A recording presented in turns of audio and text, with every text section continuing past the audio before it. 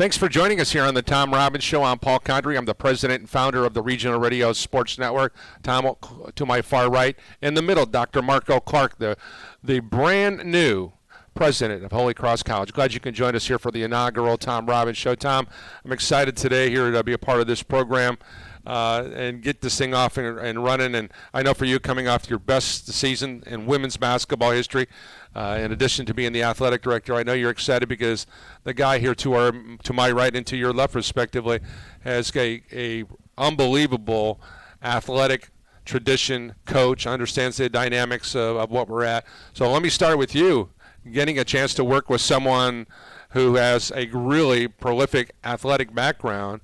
How neat is that to be able to go visit with the tallest hog in the trough, as they say in Indiana, and be able to sit down and talk shop? Athletics. Yeah, absolutely. We've really enjoyed Dr. Clark's energies that he's brought into the college, and certainly his athletic background has been something that's really encouraged our department, all of our coaches. It was the first thing that our coaches were talking about was his athletic background, and he understands coaching, he understands athletics, he understands players' mentality and how that fits into the school system, into an institution, and what the situation can be from that and what the possibilities are from that. So that's really exciting as an athletic director to have someone leading the ship that understands the importance of athletics and how it can serve an institution and what strengths can be used from it. 21 years coaching under the belt for you as you're moving forward. You're thinking about back to the days, it's the start of the school year here in early August. Kids are going to be coming on campus in about 2.5 weeks or so. Give us an idea. You're still energetic as you was that first year? Oh, absolutely. I think the start of the seasons, and particularly soccer coming up for us, and of course basketball right around the corner, the start of the seasons has always been something for me that's been very exciting. The possibilities, the hope, the opportunities, the journey beginning. We talked about that last week. We had a women's basketball camp here last week, and the theme was the beginning of the journey. And it's just like anyone who sets out on, say, a hike with their family or whatever. It's that beginning part of that journey that's really exciting about what the opportunities are ahead. And that's the way I always see athletics in the beginning of a season. So really good things ahead, and we're really excited to get started. Well, let's talk about the landscape of athletics at the NAI before we bring Dr. Clark in here. Obviously, the NAI is always on the change. I know that there's a wide variety of different associations that colleges can be involved in. Let's talk about the NAIA and how Holy Cross College views the NAIA. I think NAIA is the best organization, and I know our NCAA people out there would argue with me, but the autonomy that they allow for institutions allows things to be very flexible. Institutions can chart their own course, and the NAIA really supports that. And then also the flexibility within. I was out a lot this last summer and spring on the recruiting trail, and these NCAA guys, when kids are excited and want to go up and talk to them, they have to give them a hand, move away, you can't talk to me, that sort of thing. We can be out there and engage with the people. Our resources allow us, to stay within a certain balance because we don't have endless resources, and I think that's a good thing. But we're able to be engaging with people, and we don't have all these rules, to really worry about, and we can get involved with the communities in different ways and different forms. So I think the autonomy that they provide, and then the relaxed approach, I think really shows a hospitality and the ability for a hospitality. We're going to bring in the new president as of July 1st, Dr. Marco Clark, and just to kind of give you some ideas, over 30 years of Catholic education under his belt. Dr. Clark, of course, who came from Holy Cross. Yep. Out east. Yep. So, College of the Holy Cross. Yep. Kind of give us an idea on the dynamics. I mean, I know from your standpoint, just looking at some of the numbers here, you're part of the Patriot League. You've been a part. One of the most things that I thought was neat when I was just diving into this. You won the Unsung Hero Award, which is presented to the player who supported the team spiritually, emotionally, physically for the good of the team. Yeah. I can't think, Tom, of someone that you'd want to be the head coach of your athletic department, as well as the president of the college, who has that kind of servant's mindset. So we welcome in Dr. Marco Clark. Yeah. Great to be with you. Thank you. Yeah, well, it's terrific to be here, and thank you for the invitation and for your leadership and for drawing attention to the NAIA, and especially here at Holy Cross College. Yeah, you know what? So athletics has been so much a part of my upbringing. I started as a kid at 7 or 8 years old, was competing in punt, pass, and kick competitions, and advanced from my small town in Fredericksburg, Virginia, on to the regionals in the Mid-Atlantic, and had a chance actually at a Washington Redskins game at 9 years old, halftime. I participated in the regional punt, pass, and kick competition, and so. Always driven. I would never, ever say I was very talented, frankly. I was just somebody that was gritty and determined and became a student of the game. And growing up, was fortunate enough. I grew up in an era, and I wish more kids did it today, but I played 3 sports growing up, so football and basketball and baseball, and well-rounded athlete, always in the backyard playing hoops. And if we could find a ball and a stick, we'd do something with the kids in the neighborhood to find a game that we could play. And it was really through athletics. I mean, I also loved school, and I started to get recognized in the Catholic League in the Washington, D.C. area, and so started to get recruited as a 7th and 8th grader. I mean, imagine that. Of course, there's a lot of that today, 13, 14 years old. And I was fortunate enough to go on and play at Bishop McNamara High School, which is where my relationship with the Brothers of Holy Cross began. Bishop McNamara is located outside of Southeast Washington, D.C. in Maryland, Prince George's County, Maryland. Very competitive Washington Catholic Athletic Conference there. I was recruited there to play quarterback. My freshman year, the team won the Washington Catholic Athletic Conference, what they call the Metro Conference in those days, championship. It was the first time in a decade that they did. I then became the starting quarterback as a sophomore. Big shoes to fill. Sure. Was a 3-year starter there. I gave basketball a try and decided that was not going to be for me at that level. And then I picked up golf. I started playing golf a little bit. So I still continued to play 2 sports throughout high school. When the recruitment began, initially I was being recruited by some major Division I colleges in my junior year, and I attended a bunch of camps, did all the things that kids do nowadays to try to get on the radar, right? Worked out real hard, and I went into my senior year and had an okay senior year. I struggled with some injury, and ultimately I was offered a walk-on opportunity at College of the Holy Cross, which really was life-changing for me. I was drawn to Holy Cross's coaching staff. I think that was first and foremost, and hence was the beginning of a journey that led me here now, 35 years later. Was never a starter at Holy Cross. 1AA football, Patriot League. I sat behind my claim to fame, as I always like to say, is we had a Heisman Trophy candidate 2 years in a row, 1986 and 1987. 1985, the team went 4-6-1. We had a new head coach that took over in 1986. We went 10-1, 10 straight wins before losing to Boston College in the final game of the year. We then went 11-0 in 1AA, playing the very first game on ESPN Thursday Night College Football, national TV in 1987 against Villanova, who was also 10-0. And we finished number 1 in the country. In those days, the Patriot League didn't participate in the playoffs, so we finished. And we kept that ranking of number 1 in the country. Could never call ourselves national champions, though, because we didn't go through the playoff system. So my claim to fame is that I played on the defensive side. I got moved from quarterback in those days. I got moved from quarterback to defensive back, and I sat behind a guy named Gordy Lockbaum. And Gordy was a 2-time Heisman Trophy candidate, he placed second place, both 1986 and 1987. And the reason it's my claim to fame is that he played offense, defense, and special teams. And as his backup on defense, if I was any better, he would have never been a Heisman Trophy candidate. So Gordy was a year older than me. Finally, by the spring of my junior year, in the second to last practice of spring football, somebody rolled on my knee and I blew my knee. So going into my senior season in 1988, spring of 1988, I suffered a knee injury, worked hard to rehab over the summertime. I re-injured it in the summer, and I had to make a phone call to the coaches and say, listen, I'm not going to be able to come back. Finally, my opportunity to be a starter, or at least compete for a starting position. And those coaches, and this is probably, I think, the thing that shaped me more than anything else in my coaching career and in my career as an educator, those coaches threw me a lifeline, and they said, you know what, Marco, your teammates have voted you team chaplain, We were going to let you know when you came back, but I'm going to tell you now, they voted you team chaplain, and we want you to come back and to be an assistant coach, to be a student assistant. So I was learning from guys in their 20s and 30s who now are all coaching in the NFL. Some have since retired, but they've all had prolific careers. My head coach, Mark Duffner, is a special assistant, defensive assistant with Cincinnati Bengals. Kevin Coyle, who we named our oldest son after, was my position coach. He's the guy that I sat in meeting rooms and learned things from. Tom Rossley, Mike Sherman. Mike Sherman was the head coach of the Green Bay Packers, Sure. right? He was the offensive line coach for us in those days. So these were the guys that I was learning from. But that lifeline of inviting me back to serve in that capacity.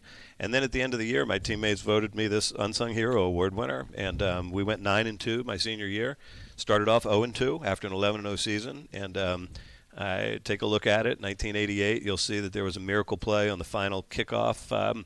We returned a kickoff for a touchdown against Princeton, which turned our whole season around. One of those ones, he pitched it back a couple of times. Sure. And TD, Tim Donovan, who's now a school principal, by the way, TD went into the end zone, and we won the game on the last play of the game, and so that turned that whole season around. So hence it began. I mean, it was through that time that the coaches helped me to get an internship. I was working with juveniles in a detention center who were not able to attend their public school system. They got me an internship to do that, and it was through that love of working in a mentoring role with those young men and women that ultimately got me leaning towards being a school counselor and, of course, continue to pursue my coaching. So why the decision to come to Holy Cross College at Notre Dame? I know Tom's going to talk about your vision for athletics, but Yep. I want to know, what was the allure to come to Holy Cross at Notre Dame? Yeah, so you know what, I think, and I might go back a little bit here because it's all relevant. So when I was a young coach and trying to decide a path forward after 6, 7, 8 years, I was 8 years in at this point. I was fortunate enough to be at a big all-boys Catholic school, DeMatha High School, and I had a great mentor in Bill McGregor, who continues to be the head football coach there to this day. And coincidentally just hired my son to coach on his staff 34 years later now. And Morgan Wooten, God rest his soul, was just a great mentor. That leadership philosophy drove everything. And I faced a crossroads after 8 years. I had an opportunity to be a head coach, a head football coach somewhere. I was also offered a college assistant job, although it would have been a back office job. It would not have been an on-the-field job. And then so I went to Morgan for some advice, and Morgan asked why I wanted to do that. And I said I wanted to have an impact on people's lives the way that he did. And he quoted for me at that time Teddy Roosevelt's Man in the Arena. And he said, you know what, if it's about impact for you, I think you ought to think about being the head coach of head coaches. And so I asked him what he meant by that. I thought he meant athletic director. And he said, no, I think you ought to go into school leadership, school administration. And so fast forward to where I was in 2020 at St. Edward's University in Austin, Texas. I was working, doing research, writing, publishing, doing a lot of public speaking. Of course, COVID came, so we had to turn all that online. And it was exhilarating, but I was no longer in the arena. I was no longer able to walk a journey, to show direct leadership, to be a part of the growth and involvement with coaches and faculty and staff, and especially students and their families. And so when Holy Cross College called and said, you know what, you've got the background for this, you've raised money, you've been a solid leader, you've turned schools around, you understand the mission and the charism of Holy Cross, would you consider it? And immediately it just spoke to my heart and my soul, frankly. And then I needed to make sure it talked to my wife, that she would want me to be here, us to be here. So here we are, and it's just really a great blessing in my life. And I know you've talked quite a bit to our college in the last couple of years about the entire vision for the college and the South Bend community, particularly the athletic department. Mm-hmm. Your vision for our placement in the South Bend community. Yeah, well, first off, I think that athletics are so important. You know, frankly, they're another classroom, right? They're a different kind of classroom, and the life lessons that students learn, and leadership and sacrifice and hard work and being unselfish and overcoming adversity, right, and teamwork and building your self-efficacy and all those sorts of things. That's all a part of athletics, and it also contributes to the greater good of the college when you've got a school pride and involvement and teams that you can cheer on. And I see a core of something really special here in our athletics department. And I know we had our hardships and had to discontinue some programs back in our financial hardships that led to that. But I think we're at a time now where we've got a strong foundation to where we can build it the right way. And I'd like to see Holy Cross College emerge as a leader in NAIA, not only in the 4 sports that we have, but perhaps other sports as well. And then as well to become a real beacon for this community, right? Of course, we live in the shadow of the Golden Dome, right? So we don't seek or aspire to do that. But what is our niche? Can we find our niche in within the community? This is a great opportunity for student athletes to continue their intercollegiate careers and be able to do it in a pure competitive way that ultimately is going to help them open doors to a degree, and that's really what it's all about. When you look at the landscape of education-based athletics, whether it be at the NCAA level or at the NEI level, or even just coming down to the high school level, the NIL situation is a scary walk we're all on. We're all kind of learning as we go. It's not something anybody has a quick fix, or even if it's fixable at this stage. Maybe the horse is already out of the barn and we can't get it back. So let's just talk about the overall landscape of education-based athletics and how it is going to really come down to being what Holy Cross College at Notre Dame is all about. How is it going to zero in on you, as you can see here in this August of 2023? Yeah. So, it's NIL, and it certainly has changed things. The transfer portal has changed things. It's changed the way coaches have to recruit those student athletes, how they package it, how they present themselves, right? But I still believe that the best programs, their coaches are the greatest teachers and leaders. And so I think if we can stay focused on forming young men and young women to fulfill their God-given potential, to utilize this platform of athletics to springboard to their future, if we can stick with that message, I think it's going to help us to be successful, because students and families, this is what they're looking for. They're looking for a place that's going to love their kid, that's going to care for their kid, that's going to challenge their kid to grow to become the best person that they can be. And so now I will say, as a former student athlete, I didn't like the fact that I didn't have any money. Never had any money. I'm first gen. I came from a working class household. So I think that if we can figure out NIL in such a way that at least creates a leveler playing field, these kids are putting in a lot of effort on behalf of their college and university. And in some cases, those colleges and universities are reaping millions. And so those students should get a part of that in some way. But I think we need to figure out, we got to level the playing field. Right now, it becomes a bidding war, and it's an arms race, right? And those with the strongest and those with the most, those with the deepest pockets are the ones that are winning, and that's unfortunate. We're losing a sense of team and loyalty. And one of my really good friends, his son is Caleb Williams, the quarterback at USC. Right? He's in a whole different place, making millions as the quarterback at USC, and millions more to come, and a really good human.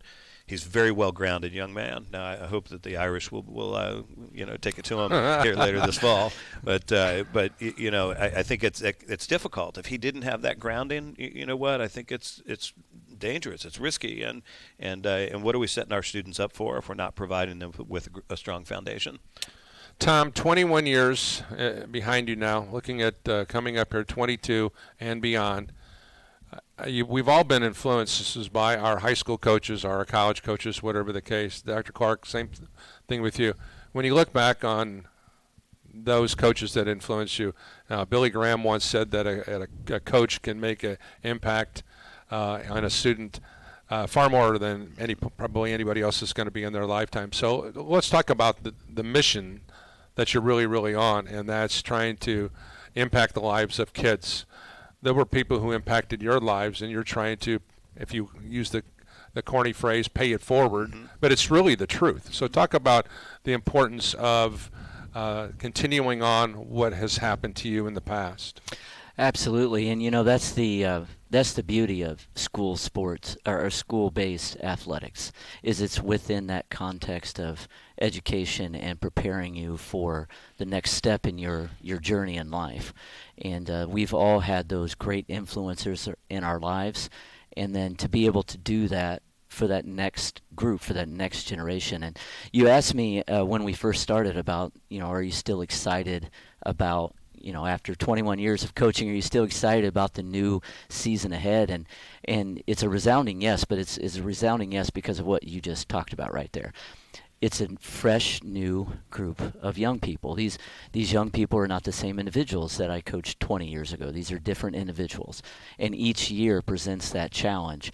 And to help those individuals move forward and overcome the challenges that are ahead of them and overcome the challenges that they don't even know are coming, and to give them the skills to do that, I think is a great blessing to be a part of, to be able to give that and have a life.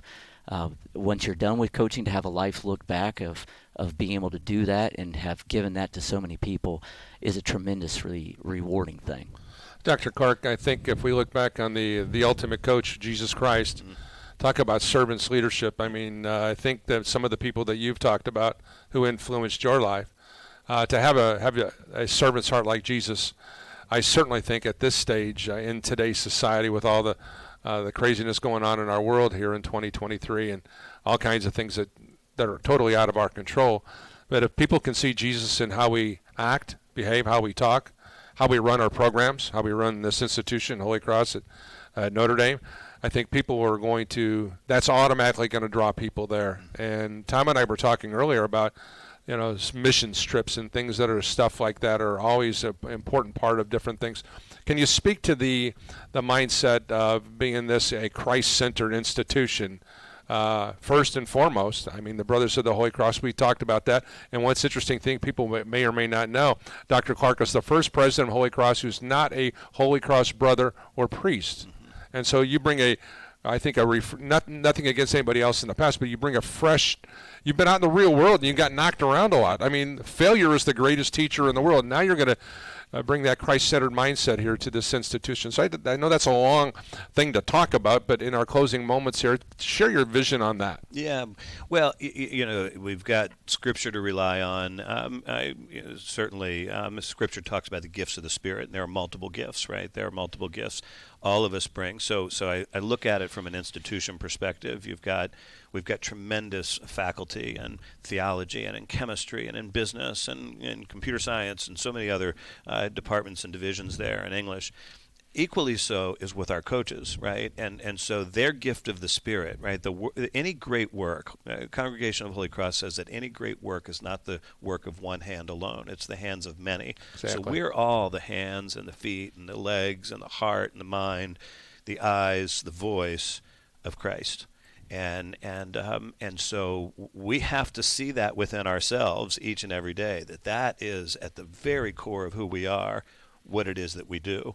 And, the greatest team of all that was ever assembled were those 12 unusual young men that were called by Christ as his apostles, right? And he assembled them. They weren't the likely characters to do this kind of thing. And now 2,000 plus years later, look at where we are. Those teams, they learned to love each other. They learned to trust each other. They communicate with each other, and they hold each other accountable. And I've been convinced in all my years as a coach and being involved in education that it's not the most talented teams that win, right? As a matter of fact, the most talented team that I ever played on went 4-6-1. The most talented team that I ever coached lost in a championship game and a very winnable game. The following year, we had lost all that talent in each of those cases, and yet it was the love, it was the trust, it was the communication, it was the unselfishness. So I think if there's a great lesson that we're teaching through athletics, that's it right there. That team of 12 that was assembled by Christ, the teams that win are the teams that love and put each other above themselves. And that's what I get excited about here is that I see that esprit de corps and there's a good core, and it's growing. And so we figure that out. We continue to figure that out. We've got great leadership under Coach Robbins as the athletic director. That's going to be the ticket to our success. And it's also going to be what's distinctive about this place. Ultimately, you want to. People will say, "Well, how will you know when you're successful with Holy Cross Athletics?" Well, you know what? Come back in 30 years when these men and women, these young men and women, are now adults in society, Exactly. and we'll tell you that we were successful, right? By the way that they're living their lives as adults in society later on. Tom, just a sneak preview of some things coming up here in the fall at Holy Cross College at Notre Dame. What are you excited about the most? Really excited to see how we continue some of the successes we started last year. The tennis program really ending things on a high note for us for the year, and seeing how they continue that success. Fully expect that to happen. Our soccer teams really got a lot of good momentum going with our fall soccer season coming up. So really excited about that. And then both basketball teams have been young the last couple years, and we're in a position where we're looking to turn the corner with both teams. So I think there's a lot of excitement ahead for us. Well, in closing, I can tell you, I'll never forget the conversation I had with the legendary, God rest his soul, Bob Schermerhorn, the former Marine, who was the men's basketball coach, who said to me when he hired us to do Holy Cross basketball, he says, "Paul," I says, "I don't want you to judge us here by this first year. I want you to be able to judge us 20 years from now if we got the ball going in the right direction." And I certainly think somewhere that old Marine is thinking right now as he's hanging out with Jesus, they got the ball rolling in the right direction. Thanks for being here, Dr. Clark. Yeah, no doubt about it. And it's an exciting time for us, and more things to come. We've got some renovation projects underway that's going to support athletics. We're looking at installing a new soccer field here in the next 12, 18 months or so, hopefully in preparation for the next season. Locker room renovations and additions. And then we're going to look at future programs. And, hey, listen, all the rave is pickleball. We've got pickleball courts out there now, too. So let's keep that on the future horizon, too. All right, that's going to do it here for our broadcast here of the Tom Robbins Show. I'm Paul Condry, president of Regional Radio Sports. A special thanks to Dr. Marco Clark for being with us here today. And don't forget to stay tuned for our next edition of Holy Cross College at Notre Dame Athletics.